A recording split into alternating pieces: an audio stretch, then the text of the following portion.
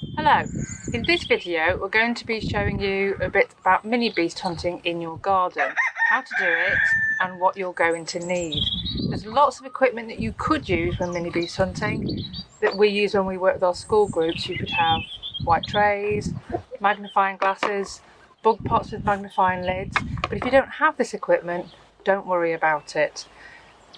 The bare minimum I would say that you want to do, other than just going out and looking with your eyes, is something white and flat like this. So this is actually a piece of an old shower curtain that's been cut up, but you could use a pale coloured pillowcase or sheet, or you could just use some paper sellotape together to make a white area like this.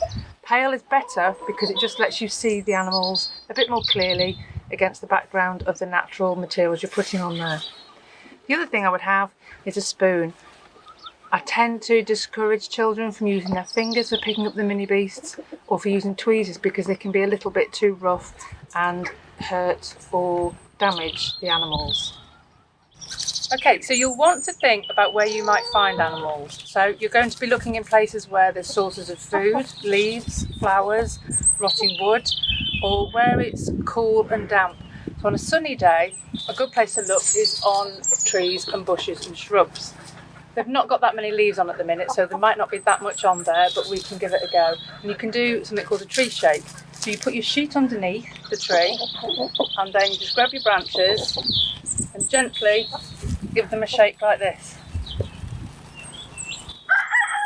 And small flies and animals that are living on there will fall onto the sheet, and as you find them, you can scoop them up very gently sideways with your spoon and have a little closer look at them. On a sunny day, it's quite warm, so a good place to look is under anything that might create an area that's dark and damp. So big stones, logs, stick piles and plant pots are quite good for this. With all of them, we want to disturb the habitat as little as possible. So rather than just lifting them away, what we tend to do is just roll them instead so that you can have a look at what's underneath.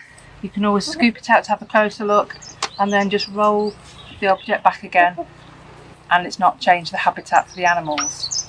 Another good place to look is in a shed if you've got one. Generally there's always spiders hiding in there, and you might find the odd woodlouse as well. Another good place to look for mini beasts is in leaf litter and the very top layers of soil. You'll need your sheet for this again, and all you need to do is scoop up the leaves and the soil, put them on your sheet, and then just very gently move things around, have a look to see what's living in there. And again, scooping really gently with your spoon if you want to put anything in the bug pot. This is where the white sheet is really useful because all of this is brown. The white sheet helps anything moving stand out.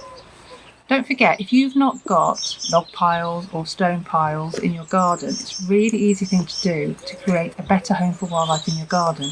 When you're out having your walks and your daily exercise, maybe pick up some stones, pick up some sticks, create a pile in your garden, and then have another look in a week or so or in 2 weeks and see if you've got anything new living there.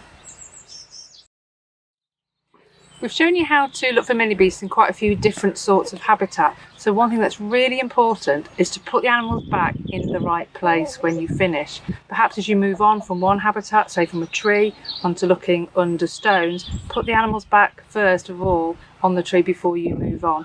That way the animals will all still be in the place that they like to live. Don't forget, we love to hear about what you found as well. If you want to send your discoveries in to us, you can do through our sightings email address, and pictures are really helpful for that because it helps us identify exactly what species it is that you've found. Enjoy your mini beast hunting. I'm sure you'll find absolutely loads in your garden, and you'll find different things on different days depending on what the weather is like.